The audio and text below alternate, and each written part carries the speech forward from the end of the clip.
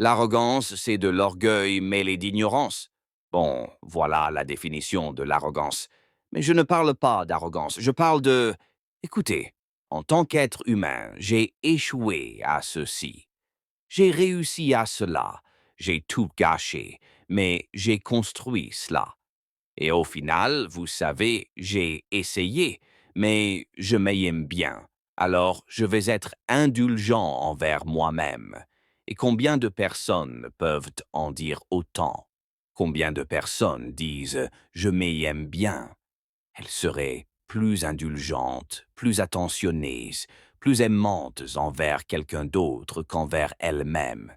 Il existe une statistique qui dit qu'en moyenne, la probabilité de terminer un traitement antibiotique est d'environ 50%, n'est-ce pas? La probabilité que votre chien le termine est de 95%. Oui, donc, nous sommes littéralement capables de prendre soin d'un animal de compagnie presque 2 fois mieux que nous ne le faisons pour nous-mêmes. N'oubliez pas que si vous mourrez, personne ne pourra s'occuper de l'animal. Servir les autres avec une coupe qui déborde de la vôtre est important. Dites-moi, comment aimeriez-vous être vous-même? Trouvez quelqu'un que vous appréciez sincèrement et découvrez ce qui vous plaît chez cette personne. J'aime ça, c'est quelque chose que j'apprécie. Cette personne est compréhensive, elle est douce, elle est travailleuse, elle est honnête. Voilà ce que j'aime chez elle. Et intégrez ces qualités à votre propre vie. Si ce sont des qualités que vous appréciez, alors intégrez-les à votre personnalité. Et alors, vous vous aimerez. Ce n'est pas sorcier. Mais si nous devenons la personne que nous aimons, j'en suis arrivé à un point dans ma vie où lorsque je rencontre quelqu'un et qu'il ne m'apprécie pas et que cela se voit, je m'en fiche. Je m'aime et c'est suffisant. Tu sais, c'est une leçon que j'ai comprise vers la fin de ma vingtaine, alors que j'avais accumulé beaucoup de succès et de statut. Peut-être comme la société moderne l'incite pour un jeune homme, liberté, notoriété, et les femmes, et tout ça. C'était cool, et avec le recul, c'était sympa. Mais j'ai commencé à ne plus m'aimer autant. Je n'avais rien fait de mal, mais j'avais juste le sentiment d'être fait pour plus. J'étais fait pour autre chose, faite pour autre chose. Tu vois? Et j'ai réalisé que je ne tenais pas mes promesses envers moi-même, tu vois? Que si je disais que j'allais me réveiller à une certaine heure, j'appuyais 3 fois sur le bouton snooze, tu vois? Si je disais que j'allais suivre mon régime, aller à la salle de sport ou faire telle ou telle chose, peut-être que ça arriverait, mais pas exactement comme je l'avais prévu.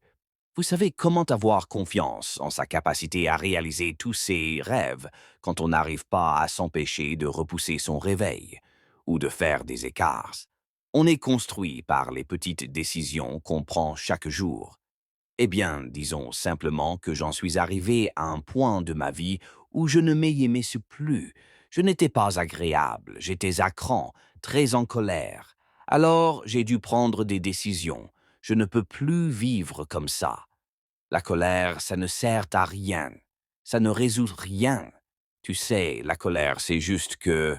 Je me suis dit, ce n'est pas constructif, ça me ronge de l'intérieur. Je prends des décisions stupides et il faut que ça cesse. Alors, j'ai dû prendre des décisions.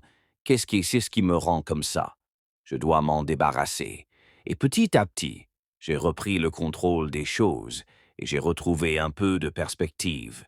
Imagine que tu es un ami et que chaque fois que tu l'invites à déjeuner, il arrive avec 1 heure de retard ou ne vienne pas du tout. Au bout d'un moment, tu cesses de lui faire confiance et tu arrêtes de l'inviter. Tu deviens ton propre ami. Oui, et je pense que c'est une leçon très importante pour ceux qui veulent être appréciés, qui ont des difficultés sociales et qui veulent s'améliorer. On aime les gens qui nous font du bien, n'est-ce pas? On se fiche pas mal de savoir à quel point la personne est impressionnante. Je n'aime pas la tendance dans ce milieu. le milieu de la motivation masculine. Je n'aime pas la culture de la performance à outrance telle qu'elle est promue et enseignée aujourd'hui. Je ne suis pas d'accord avec elle car je pense qu'elle est déséquilibrée. Je pense que les jeunes hommes doivent savoir qu'il est normal de s'asseoir, de se détendre et de réfléchir.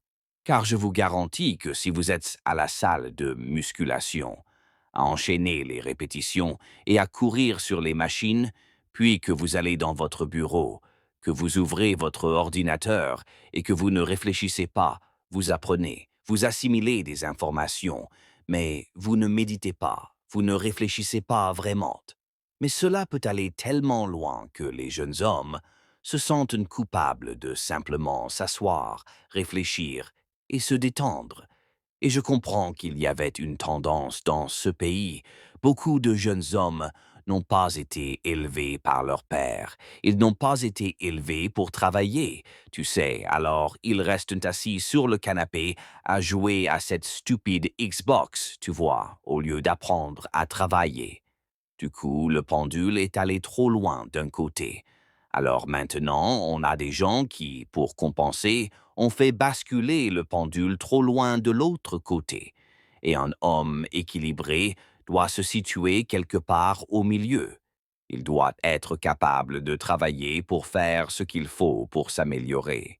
Et il doit aussi se détendre au coin du feu dans le jardin et garder l'équilibre.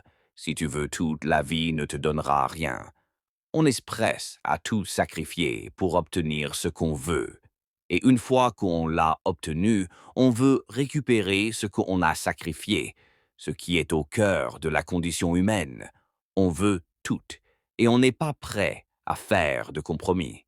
L'une des raisons pour lesquelles j'ai largement contribué à atténuer les regrets de la plupart des gens sur leur lit de mort, c'est qu'ils ont généralement tendance à préférer un autre chemin sans en considérer le prix.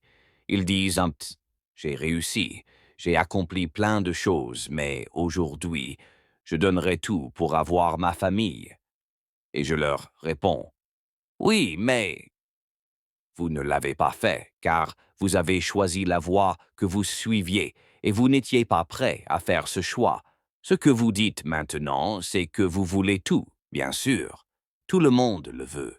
J'ai eu quelques moments de lucidité ces derniers temps. Nous voulons tout sans en payer le prix. Or, tout a un prix. Et vous ne pourrez jamais obtenir le prix nécessaire pour réussir dans un domaine sans être prêt à faire des concessions.